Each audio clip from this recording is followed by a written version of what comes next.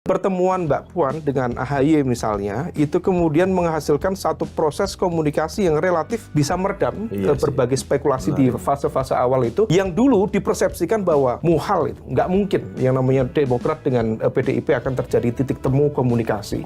Kalau misal ada proses, let's say, 2 bulan, 3 bulan, kalau misal kemudian proses komunikasi itu bisa dilakukan secara intens, Bu Mega juga terbuka, dari SBY juga terbuka, barangkali titik temu itu ada. Bagaimanapun juga PDIP dengan pencapresan Pak Ganjar juga per hari ini diakui atau tidak butuh insentif kekuatan, karena dengan dukungan dari P3 itu belum cukup, relatif belum menunjukkan satu kekuatan yang powerful di atas kertas ya. Ini karena ada peredaran isu intelijen ya.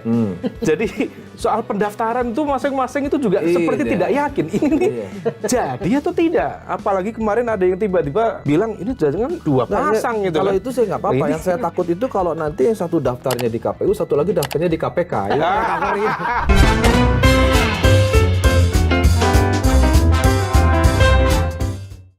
Ketemu lagi di Lanturan, ngelanturnya pasti, mudah-mudahan relevan. Amin. Tepuk tangan dulu dong. Amin ya rabbal.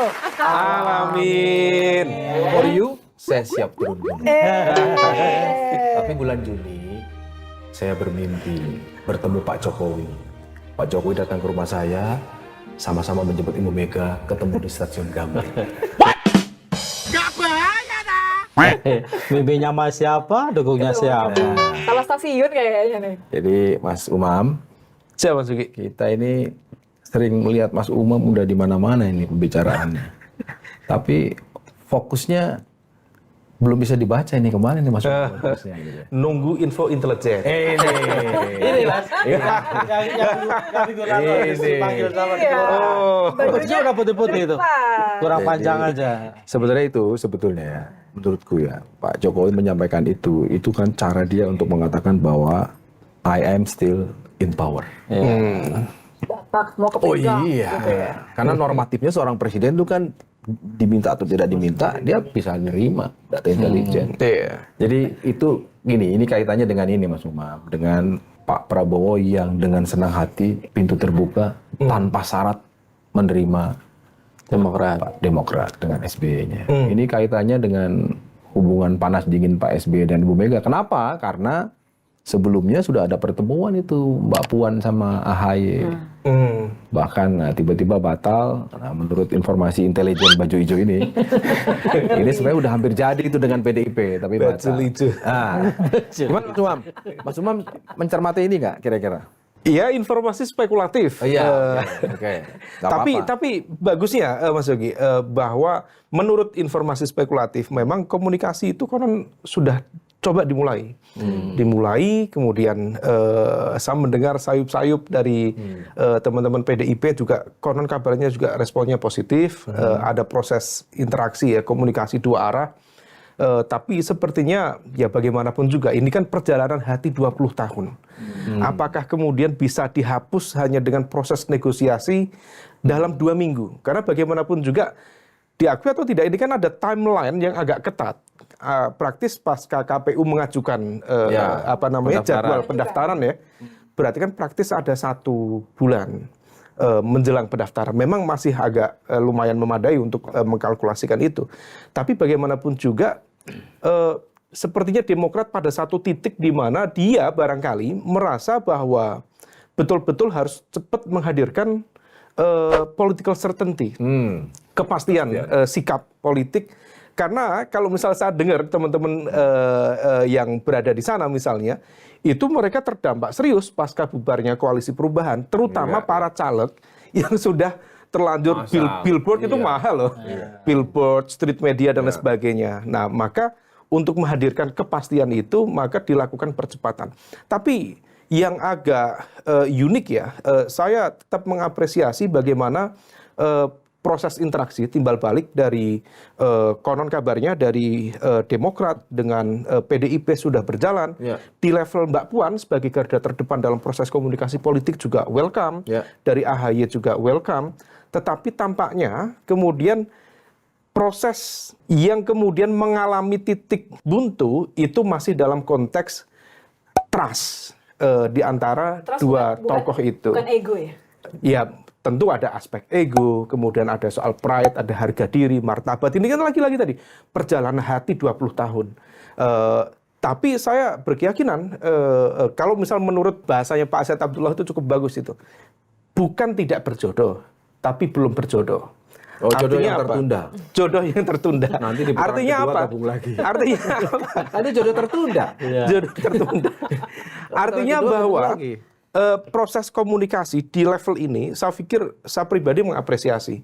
Pertemuan Mbak Puan dengan AHY misalnya, itu kemudian menghasilkan satu proses komunikasi yang relatif bisa meredam berbagai spekulasi di fase-fase awal itu, yang dulu dipersepsikan bahwa muhal itu, nggak mungkin yang namanya Demokrat dengan PDIP akan terjadi titik temu komunikasi. Tapi fakta menunjukkan secara ideologis memang nggak ada barrier. Secara konteks kalkulasi kepentingan juga barangkali ada titik temu. Tapi lagi-lagi tadi barriernya terletak pada konteks resistensi elit dalam konteks ego, ada sejarah. Itu yang barangkali konteks mutual distrust yang barangkali masih ada sisa-sisa itu. Mungkin saya berspekulasi, Mas Yogi, kalau misal ada proses, let's say, 2 bulan, 3 bulan, ini soal waktu ya. Kalau misal kemudian proses komunikasi itu bisa dilakukan secara intens, Bu Mega juga terbuka, konon dari SBY juga terbuka, barangkali titik temu itu ada. Artinya memang tidak ada ideological resistance, titik temu kepentingan bagaimanapun juga PDIP dengan pencapresan Pak Ganjar juga per hari ini diakui atau tidak butuh insentif kekuatan.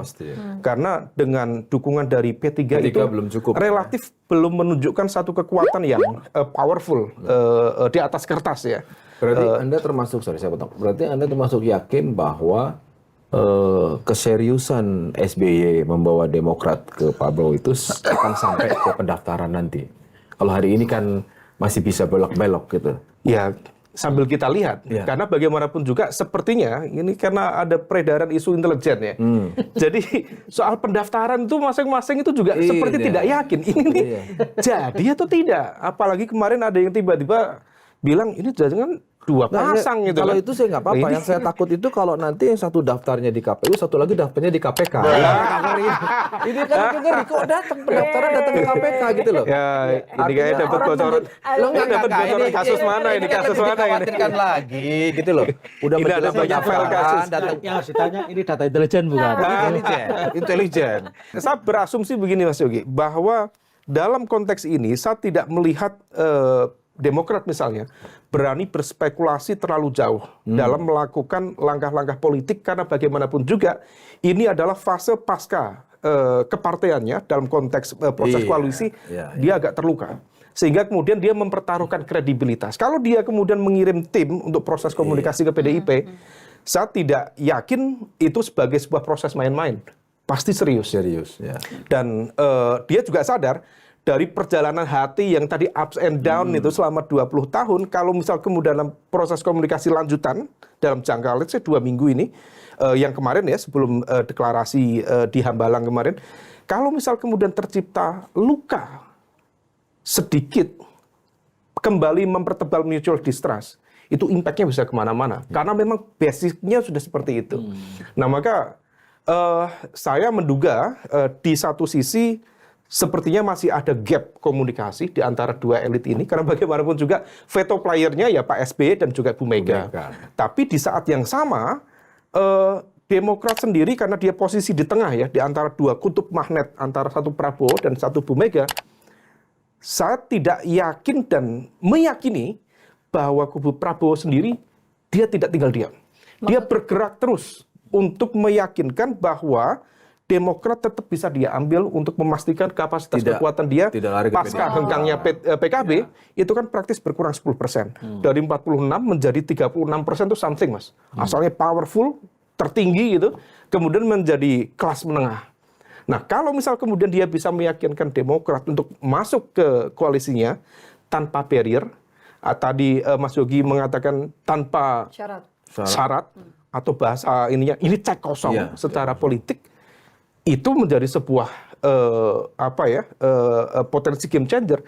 Karena dengan masuknya Demokrat kembali ke kubu Prabowo, artinya dia menegaskan kembali superioritas mesin politik di atas kertas ya, 45% kursi parlemen. 45% kursi parlemen itu powerful, Mas. Di atas kertas. Meskipun dalam fakta politik tidak pernah menjamin angka kekuatan koalisi itu menjadi poin penentu lebih ke kemenangan. figur kan gitu kan. Figur, positioning dalam menyampaikan isu, narasi, argumen, sikap. Ya belajar dari kemarin ya. Saya belajar 2 lah paling enggak.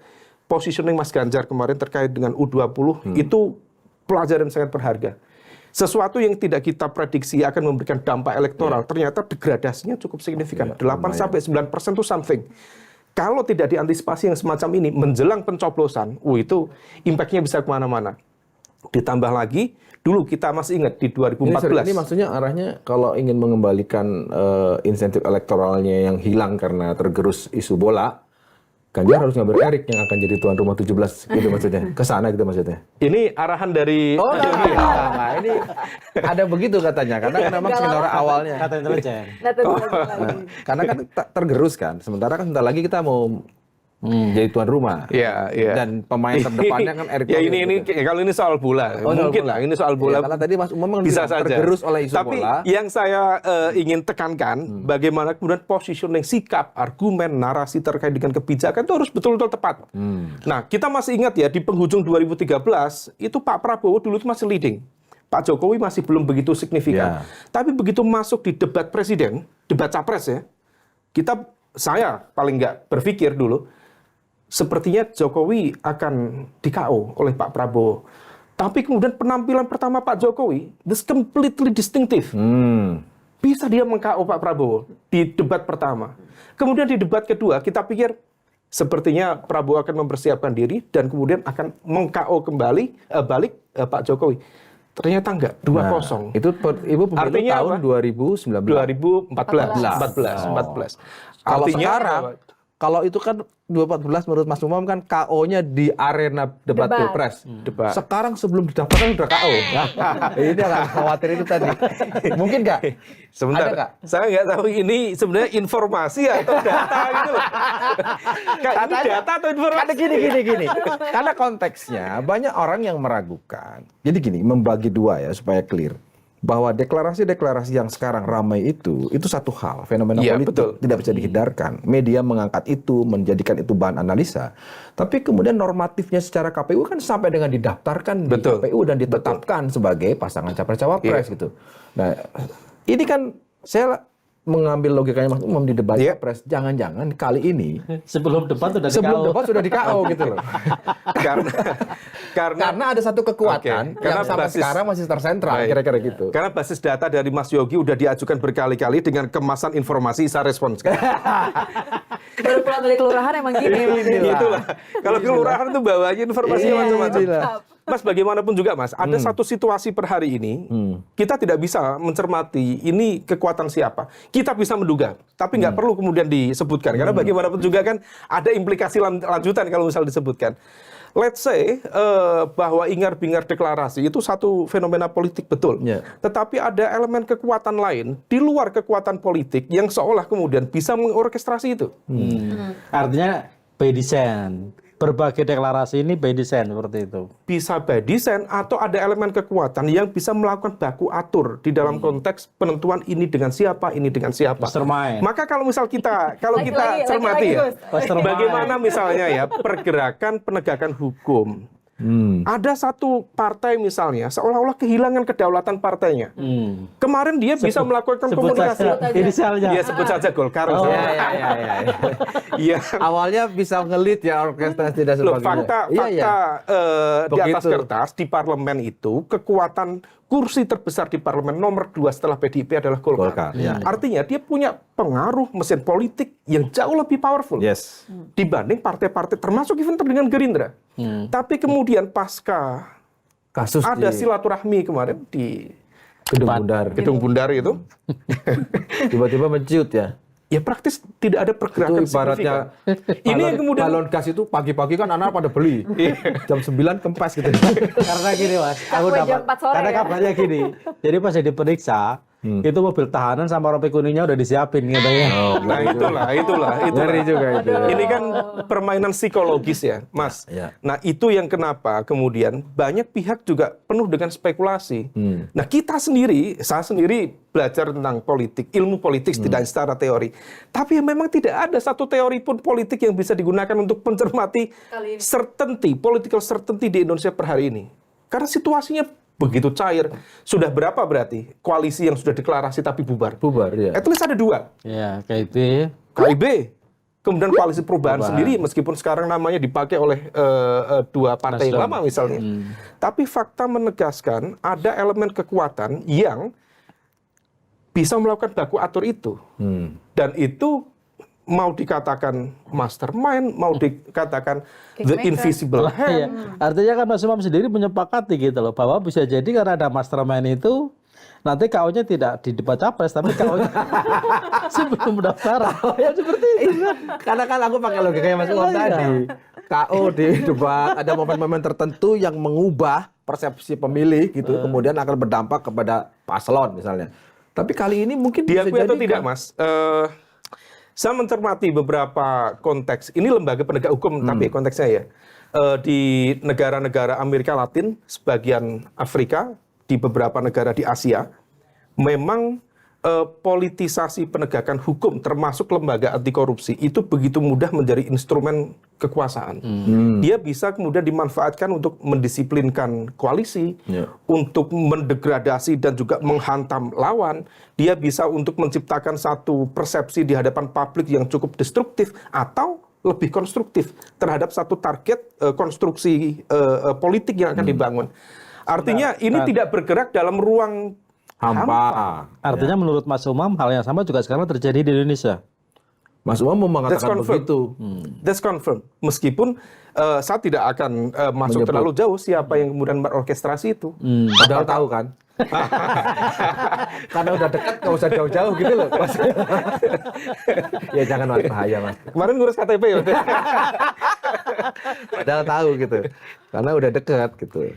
Ya, ini menjadi refleksi Mas ya, bahwa dalam konteks demokrasi di kita ada satu proses demoralisasi yang kemudian barangkali menjadi sebuah pertanyaan besar, apakah kemudian aktor demokrasi kita dalam konteks ini partai politik kemudian betul-betul memiliki kedaulatan yang utuh. Jadi political sovereignty itu seolah dipisahkan dari aktor yang seharusnya menjalankan agenda demokrasi itu.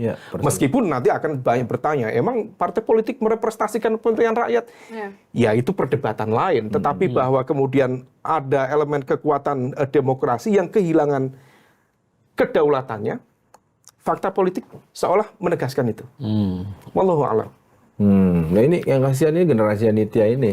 Anak muda lagi seneng-senengnya ngelihat pemilu, ternyata berubah-ubah terus gitu kan. Udah pernah demo dulu?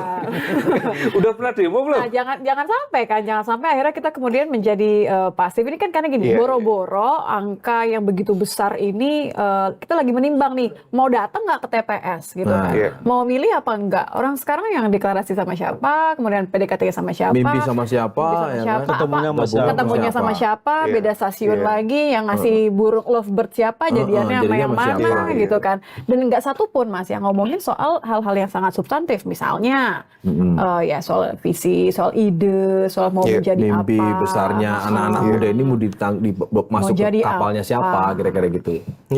Lebih kepada akrobat itu tadi yang didesain oleh seseorang yang tadi tidak disebut namanya oleh Mas Umam. Memang kalau akrobat proses demokrasi kita gudangnya menciptakan akrobat. Per hari ini itu akrobat cukup banyak Mas. Kalau koalisi-koalisi sekarang itu bisa menciptakan alien-alien baru dalam bentuk mutasi ideologi politik yang cukup beragam. Kita nggak pernah membayangkan misalnya dengan bergabungnya PKS dan PKS dan PKB. Nah, let's say ya. Caimin dan Anies. Kemudian di grup-grup WhatsApp itu saatnya HMI dan PMI bersatu misalnya gitu ya.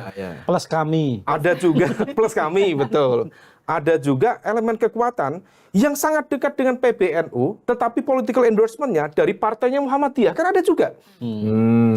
Jadi ini orang NU atau Muhammadiyah, ya kira-kira Nahdlatul Muhammadiyah, gabungan. Sebut saja Mas Erik. Ini kemunduran atau apa dalam konteks politik?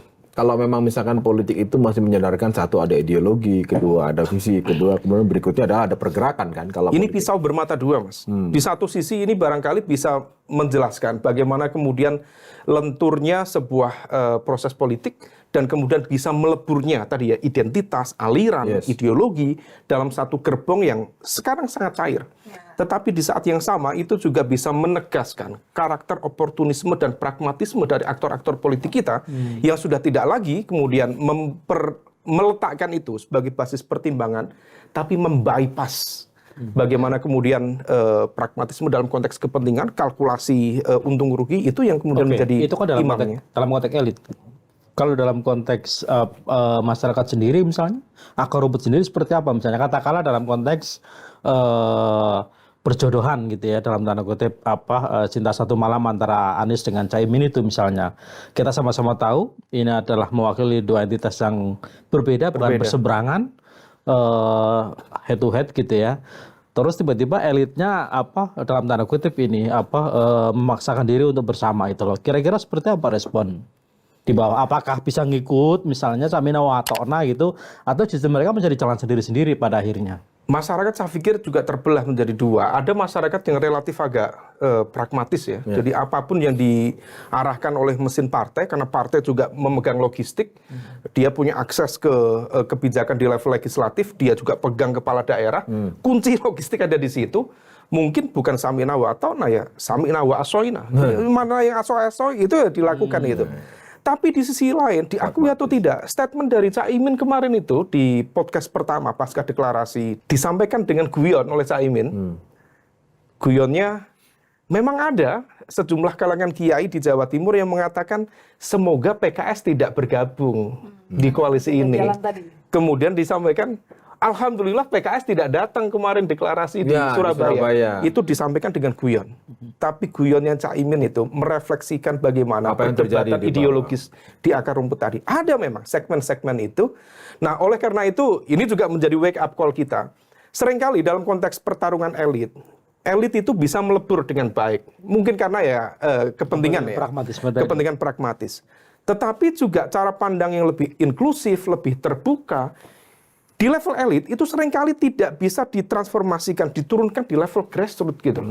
Jadi akhirnya benturannya itu yang di atas itu cair, di bawah ngopi-ngopi, itu masih cukup pakai keras, emosi, masih cukup keras. Itu yang belum selesai. Nah itu yang barangkali menjadi catatan untuk kesekian kalinya. Dan ini yang bahaya di generasinya dia itu. Jadi mereka nanti akan memilih bukan lagi ngecek latar belakang, ideologi, berdasarkan kesamaan visi. Tapi pokoknya yang rame apa, yang dia omongin ya kan. Dan kita kan nggak pengen sekedar oke lah yang dijual adalah bahwa tidak akan ada lagi namanya politik identitas. It's a good thing. Itu bagus. Kita luka yang dari pilkada itu masih tidak mau kita ulangi lagi. Tapi kan nggak mau hanya sekedar itu ya Mas ya. Kita kan pengen benar-benar ya Indonesia Emas itu terjadi lah gitu. Tapi maksudku gini, apakah itu artinya ini juga dilihat sama dua koalisi yang lain nih, bahwa ketika Caimin belum tentu bisa mendapatkan dukungan penuh dari katakanlah NU gitu kan ya. Ini juga masih ditunggu sama Ganjar, kan belum ada cawapres ya.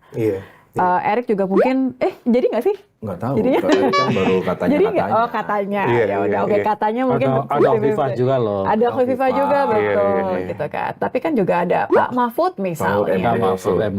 Itu NU semua loh ya. Dia tuh mau bilang dengan masuknya, paling tidak sampai sekarang ya, dengan masuknya Caimin ke dalam gelanggang cawapres, itu orang-orang, tokoh-tokoh yang ada terah NU-nya atau minimal ada embel-embel NU-nya menjadi signifikan untuk dua pasangan lain, gitu loh. Itu yang meskipun tadi saya melontar seorang Erick Thohir yang katanya juga NU juga, paling tidak naturalisasi, gitu.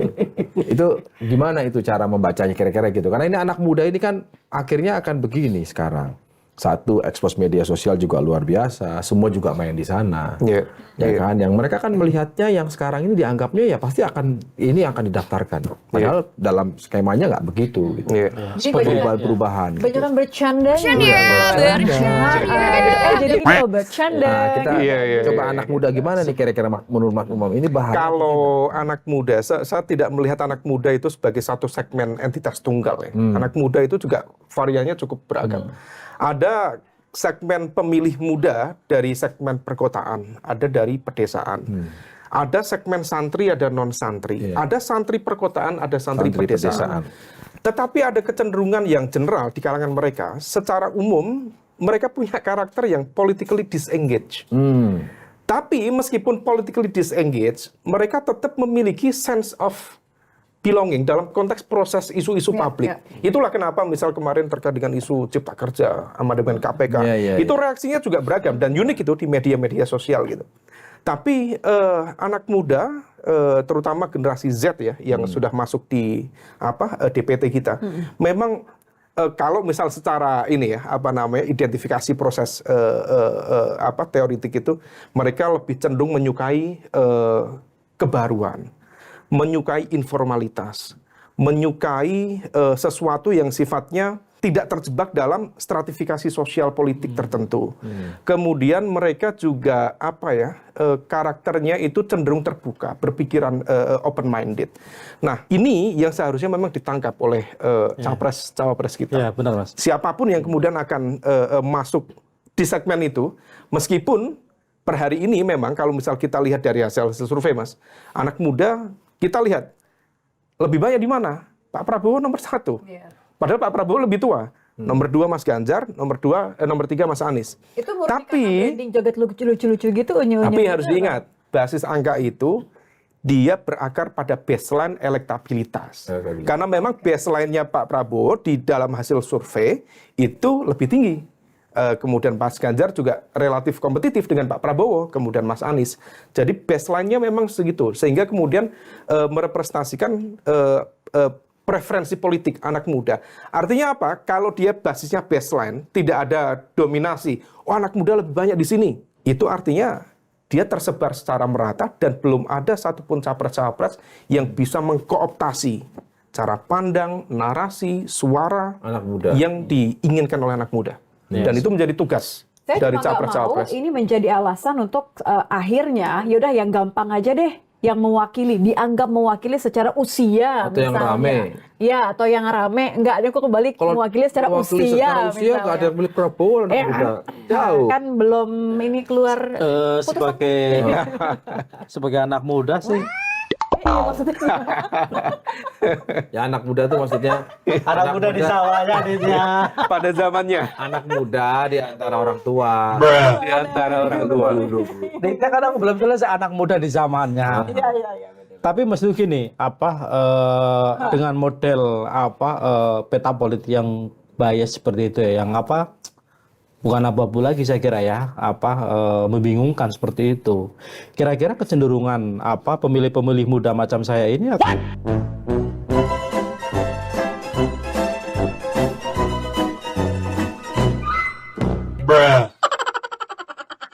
kan lebih condong kemana gitu. Saya mendengar pertanyaannya agak tercekat saya. Mas Umam, sebenarnya jawaban Mas Umam paling tepat adalah tertawa aja. Itu jawaban paling pas. Itu nggak usah menjawab, Mas. Tertawa itu paling pas gitu. Tahu nggak kenapa, Mas? Karena pertanyaannya bias. Saya makanya. Pemilih muda seperti saya. Yang mana itu agak sulit gitu.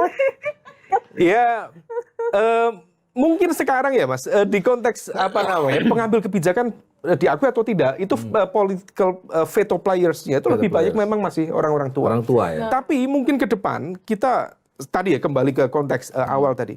Kalau misal kemudian pemimpin-pemimpin politik muda seperti Mbak Puan yang relatif lebih open minded, lebih fleksibel dalam membuka ruang komunikasi dengan AHY, dengan siapa lagi nanti misal di Golkar atau di PAN, mungkin ada nama-nama baru.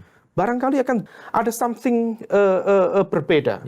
Yang kemudian demokrasi itu bukan soal prank-prankan, bukan soal kemudian membuat chaos yang kemudian dramatik gitu ya. Tapi betul-betul demokrasi menghasilkan sebuah proses good governance, tata kelola pemerintahan yang baik, ada public delivery service yang kemudian bisa terlihat ukurannya apa, dievaluasinya gimana. Jadi nggak hanya soal drama, tapi ada kemudian good governance yang kemudian dihasilkan dari proses politik itu. Mas Umam, saya balik lagi ke soal Amin tadi gitu ya. Amin tanpa ya robbal alamin. Ya robbal alamin. Itu kan katakanlah ada kemungkinan misalnya bahwa tidak hanya Caimin, tidak hanya yang menjadi cawapres yang representasi NU misalnya. Bisa jadi nanti misalnya katakanlah ada Mahfud misalnya, yang kabarnya juga akan sama Ganjar misalnya, terus mungkin ada Hovifa atau katakanlah ada Erik, entah dia NU natural atau naturalisasi, tapi kan tetap aja dia representasi NU seperti itu. Nah, apakah ada kemungkinan misalnya bahwa pada akhirnya pemilih-pemilih NU yang selama ini merasa mereka berseberangan dengan kelompok-kelompok Islam yang selama ini teridentifikasi adalah pendukungnya Anies gitu loh, lebih memilih tokoh-tokoh yang mereka jauh lebih dianggap lebih bisa menerima gitu loh, seperti itu. Apakah ini justru malah tidak kontraproduktif ya buat pasangan Amin ini? Memang harus kita uji, Pak Yai, ini Kiai saya, Kiai Mustaqim. Memang harus kita uji, karena bagaimanapun juga komposisi capres-cawapres Anies Baswedan dan Muhaimin itu baru deklarasi let's say 3 minggu lalu. Dan untuk menguji itu butuh waktu cukup memadai. Karena setahun terakhir Caimin, PKB itu menjual habis nama Pak Prabowo. Sehingga kemudian kita bisa bayangkan bagaimana kiai-kiai sepuh, level Gus Ali misalnya, Sidoarjo, Kiai Haji Ali Masyuri, kemudian memberikan endorsement secara terbuka, ini presidennya Pak Prabowo, ini wakil presidennya Caimin. Kemudian para kiai-kiai sepuh dari Pasuruan, dari Jombang dan lain sebagainya, clear gitu. Nah, sekarang ada perubahan yang begitu mendadak. Artinya apa? Ini kiai punya literasi politik, punya kearifan, punya kebijaksanaan yang tidak bisa kemudian diubah dengan switch track. Berubah. Belum tentu, Mas. Artinya bahwa mereka juga punya independensi, punya nalar kritis untuk mengubah sebuah cara pandang berpolitik. Nah, kalau misal kemudian proses sosialisasi yang dilakukan oleh Caimin untuk mengenalkan Mas Anies Baswedan dengan segala quote by quote munisi yang selama ini dihantamkan kepada dari rival politiknya Mas Anies ke Mas Anies itu kan lagi-lagi terkait dengan konteks pilkada DKI Jakarta, isu politik identitas dan sebagainya. Narasi itu seringkali diputar berkali-kali dalam konteks masyarakat Nahdlatul Ulama. Saya sering berkali-kali dengar dari para habaib yang terafiliasi dengan let's say Jamaah Ahlu Thoriqah An-Nahdliyah, kemudian dengan teman-teman di jaringan pesantren yang lain. Nah, ini butuh proses sosialisasi panjang. Kalau misal kemudian dilakukan dengan efektif oleh PKB, saya pikir barangkali bisa shifting secara perlahan, mengalirkan insentif elektoral. Itu yang tergantung pada seberapa kuat determinasi dan juga efektivitas dari proses sosialisasinya PKB. Caimin dan PKB-nya menjual Prabowo hampir 9 bulan loh. Hampir setahun. Itu tantangannya. Maka kalau misal tadi pertanyaan dari Gus Kim, apakah kemudian masih ada yang bertahan atau ada yang akan ikut kan atau yang shifting? Itu asumsinya baru satu Muhaimin. Iya kan, makanya kan aku bilang misalnya tiga kandidat, katakanlah 3 poros gitu ya, sama-sama ada unsur NU-nya misalnya. Misalnya saya sebagai orang NU, yang mending milih yang ini, nggak ada bau-bau Wahabinya, nggak ada bau-bau misalnya kanannya seperti itu. Mungkin nggak, itu kan bisa jadi saja terjadi kan seperti itu. Semuanya mungkin. Ya, itu rumus dasar politik. Everything is all about possibilities. Itu mungkin atau justru itu yang dijadikan jurus sekarang oleh koalisi lain. Nah, maka memang hadirnya Caimin dengan manuver cepat tadi Cinta Satu Malam kata Gus Kim itu, diakui atau tidak, itu kemudian menjadi variabel penting yang harus dihitung oleh capres-capres yang lain. Oleh Mas Ganjar di PDIP, oleh Pak Prabowo di Gerindra. Diakui atau tidak, kalau misal mereka tidak mempertimbangkan variabel Nahdlatul Ulama, maka kemudian kapitalisasi identitas aliran dari Nahdlatul Ulama bisa dikapitalisasi oleh Muhaimin Iskandar, oleh PKB. Nah, ini yang kemudian diakui atau tidak, saya sangat percaya dari PDIP sendiri punya sejarah panjang ya, di pemilu 1955, 1971, bagaimana dulu PNI di backup oleh Masyumi, di backup oleh Partai Nahdlatul Ulama. Mereka pede dengan pertarungan narasi tentang nasionalisme religius, backup dari kekuatan Islam moderat, pede mereka. Tapi kalau misal kemudian per hari ini tidak menggunakan variabel itu sebagai penentu, ada potensi kelibas. Kenapa?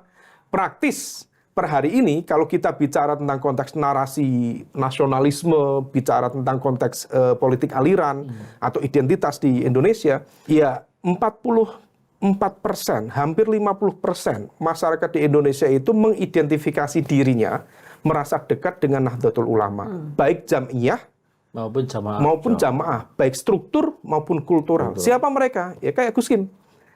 yang cara pandang fikihnya Syafi'iyah, kemudian cara pandang akidahnya Syafi'iyah.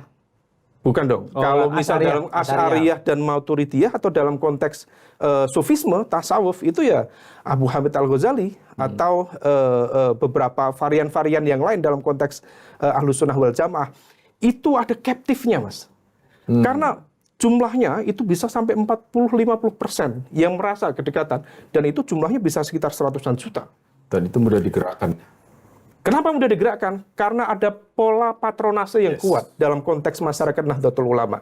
Sehingga konsep sami'na wa ata'na, meskipun sekarang masyarakat NU itu relatif lebih kritis, punya netralitas dalam konteks independensi untuk memilih, tetapi kultur-kultur itu masih ada. Artinya kalau melihat begini, dua pasangan lain di luar Anies itu pasti akan mempertimbangkan calon yang dari NU. Saya yakin dan percaya itu akan dipertimbangkan.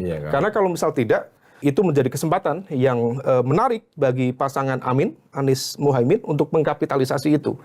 Dan di saat yang sama, saya pikir, tapi ini tidak mudah ya, karena bagaimanapun juga pola relasi antara PKB dengan PBNU, ini sedang pengurusan sekarang lah ya. Sedang tidak baik-baik saja. Kalau misal diklaim oleh teman-teman PKB, enggak, kita baik-baik saja. Iya, secara silaturahmi ini iya. Tapi secara konteks politik, ada sesuatu yang tidak baik-baik saja. Oleh karena itu kemarin statement dari Gus Yahya misalnya, PBNU kira-kira tidak akan jauh-jauh dari Pak Jokowi. Itu adalah sebuah sinyal. Sinyal kode keras secara, let's say, politik kebangsaan, untuk kemudian memberikan political endorsement kepada siapa yang sekiranya akan didorong oleh Presiden Jokowi dalam konteks kepemimpinan ke depan. Sampai detik ini pun kan kita nggak pernah melihat sinyal yang obvious gitu ya. Pak Jokowi ini akan menaruh kemana nih? Akan gandengnya ke Pak Ganjar yang secara natural atau justru malah ke Pak Prabowo? Saya berkeyakinan sampai ending Pak Jokowi akan memainkan peran itu. Kenapa?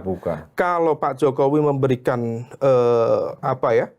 statement secara terbuka, secara vulgar, itu akan membahayakan secara politik bagi beliau dan akan menciptakan sebuah political instability yang barangkali tidak produktif untuk beliau. Saya yakin beliau tidak akan melakukan konfrontasi secara terbuka, let's say dengan PDIP. Meskipun juga banyak yang mengatakan sepertinya ada sesuatu antara Pak Jokowi dengan PDIP. Tetapi itu akan tetap dijaga, bukan sebagai semata-mata face saving strategi menyelamatkan muka, tetapi menciptakan titik lentur, titik fleksibilitas yang dia bisa tetap bermanuver, tetapi dia punya keleluasaan untuk mengendorse, mendorong siapa yang dia kehendaki sebenarnya. Jadi katakanlah kalau misalnya ini aku bayang-bayang aja ya, kalau misalnya ternyata pada akhirnya salah satu dari dua koalisi yang tersisa belum menentukan cawapres, memilih tokoh NU, bisa nggak diartikan, oh ini ternyata endorsement yang diberikan oleh Pak Jokowi karena Gus Yahya sendiri mengatakan kami sejalan dengan Pak Jokowi. Atau jangan-jangan karena bukan sejalan, kan ya ada kalimat gini kan, NU tidak akan jauh-jauh dari Pak Jokowi. Itu disampaikan sehari setelah Pak Jokowi menyampaikan punya data intelijen. Jangan-jangan intelijennya NU. Justru dibalik. Aku tenang ngomong di antara orang-orang NU. Jadi Tapi NU itu unik ya. Bukan hanya sekedar unik secara sosial politik, tapi dia bisa menjadi payung teduh gitu. Bagi bukan hanya teman-teman di lingkup kelompok Muslim, tetapi juga di teman-teman non Muslim. Saya berkeyakinan itu, maka wajar ya. Dulu misal Gus Dur itu teman-temannya itu banyak dari teman-teman Katolik, dari teman-teman Tionghoa. Kenapa? Karena NU bisa menjadi safe house bagi mereka. Karena dia memberikan jaminan otoritas keagamaan sebagai kekuatan terbesar Islam di Indonesia dengan corak moderat, tengah, menjadi pengayom bagi mereka. Maka dulu ketika kemudian Pak Jokowi head to head misalnya dengan Pak Prabowo, ketika NU tampak kemudian berada pada satu sisi gitu, ya di saat yang sama teman-teman dari non-Muslim misalnya, baik itu Katolik, Protestan, Hindu, Buddha, lebih merasa nyaman di titik yang sama itu. Nah ini yang kemudian harus menjadi pertimbangan juga di mana bandul NU bisa diperebutkan. Nah, itulah yang menarik menurutku tadi ya, pasangan yang unik itu gitu loh. Caimin misalnya yang kemana-mana bawa-bawa NU, representasi NU misalnya, yang moderat, yang toleran, yang terbuka misalnya, berpasangan misalnya dengan Anies yang sampai saat ini misalnya diidentifikasi sebagai yang sebaliknya seperti itu. Yang kalau nggak dukung nggak disolatin, kalau nggak dukung misalnya apa nggak akan diundang, kalau dia ada apa-apa nggak akan dibantu, misalnya dikafir-kafirkan segala macam. Nah, apakah mungkin misalnya Nahdliyin di akar rumput ini bisa menerima gitu loh, ketika misalnya calon yang akan dia pilih misalnya itu berpasangan dengan orang atau sosok atau calon yang sejauh ini misalnya diidentifikasi masih seperti itu. Mungkin ada, tapi persentasenya kecil kali ya. Harus kita uji. Harus diuji ya. Harus kita uji. Kalau aku sih bandingannya waktu. Apakah ini kan baru 3 bulan Mas ya?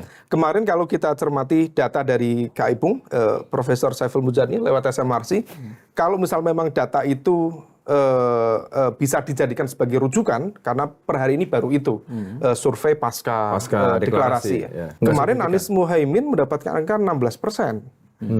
Kalau misal 16%, maka mengindikasikan bahwa proses sosialisasi nama Anies Baswedan di segmen kelompok Muhaimin itu, di kelompok Nahdliyin itu belum begitu signifikan. Tentu tidak mudah untuk memberikan judgement bahwa ini PKB tidak bekerja, tidak bisa seperti itu. Tetapi memang ada proses yang kemudian harus dia lakukan, gradual, sama dengan tadi. Kalau misal kemudian Demokrat dengan PDIP diberikan ruang lebih leluasa, nggak ada deadline ini, dan yang satu juga tidak ada beban signifikan ya, karena caleg-calegnya bingung ini baliho mau dicopot, ya mahal gitu kan. Nah kalau misal nggak ada beban dan prosesnya masih cukup memadai, saya pikir shifting itu bisa terjadi. Tergantung, saya pikir soal klaim kan judgement. Tapi waktu, tapi kan 20 tahun bukan waktu yang pendek, kenapa itu tidak terjadi? Kalau tadi bicaranya that's all about momentum. That's all about momentum. Karena kalau ada momentum bisa memberikan ruang titik temu terjadinya itu, saya pikir memungkinkan. Sama lah dengan Caimin dan Mas Anies. Secara ideologis nggak ketemu. Selama ini ya persepsi kita sepertinya nggak masuk. Maka Caimin sendiri begitu kemudian mendapatkan info atau arahan dari Kiai Tauhifur, ya tapi sepertinya gimana gitu, atau nggak bahaya dan sebagainya. Tapi fakta politik per hari ini that's happen. Itu terjadi gitu. Artinya bahwa terjadi dengan embel-embel pertanyaan, akankah pasangan itu sampai didaftarkan KPU? Aku udah bisa lah kayak gitu, udah aku tunggu aja lah sampai benar-benar daftar. Embel-embel itu kan harus melekat gitu. Kenapa? Karena kita tahu akrobat itu masih mungkin juga. Kalau berpasangan tapi nggak sampai KUA ya sama aja kan. Iya, itu dia. Makanya dari awal aku bilang kan, kalau soal waktu itu masih daftarnya ke KPU Imam Bonjol nggak apa-apa. Yang bahaya itu kalau keracunan saat itu bahaya. Loh kok menjelang pendaftaran masa ada di situ gitu loh. Ada Kementerian Kesehatan di sana. Oh iya, misalnya kesehatan kan kesehatan.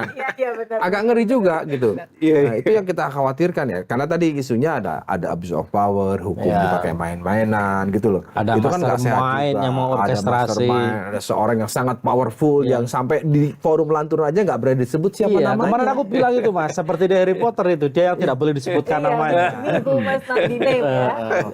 Betul, sampai akhir babak pertarungan tidak akan mungkin seorang Jokowi terang benderang akan mengendorse, mendorong siapapun. Setidaknya secara terbuka. Tapi saya yakin meskipun beliau tidak akan menunjukkan political endorsement secara terbuka, tapi di ending nanti akan adalah kode keras. Kemana arah dukungannya ditunjukkan. Ya, paling tidak akan mengatakan. Kalau kode keras tidak terjadi, kita bisa menganalisa itu dari sel-sel kekuatan politik di lingkaran jaringan Jokowi, kemana arah keberpihakannya, disitulah political endorsement disampaikan. Pinjam tangan. Kira-kira mungkin akan begini. Saya perkenalkan, ini adalah anak saya. Maksudnya anak beneran? Ya kan dia adalah acara apa memperkenalkan anak saya sebagai wali kota Solo. Kan nggak salah juga. Nggak salah. Soal nanti terakhirnya ternyata dipinang oleh dua pasangan yang belum punya cawapres, dua capres yang belum punya cawapres, itu lain cerita. Data intelijen lagi deh kayaknya. Loh itu, Bang Ren, ya Gip? Masih ada nama Gibran kan Gip? Masih.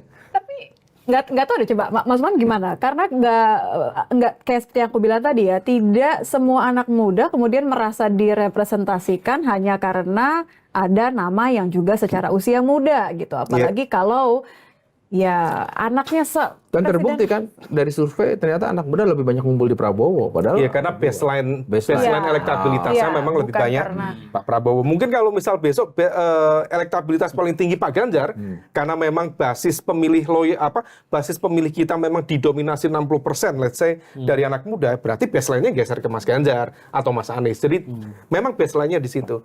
Tapi kalau misal tadi terkait dengan konteks representasi aspirasi anak muda. Kalau kita bicara isu-isu, Mas, di basis data survei yang kita lakukan beberapa kali, apa sih yang menjadi concern masyarakat Indonesia? Yang tadi 50-60%-nya anak muda.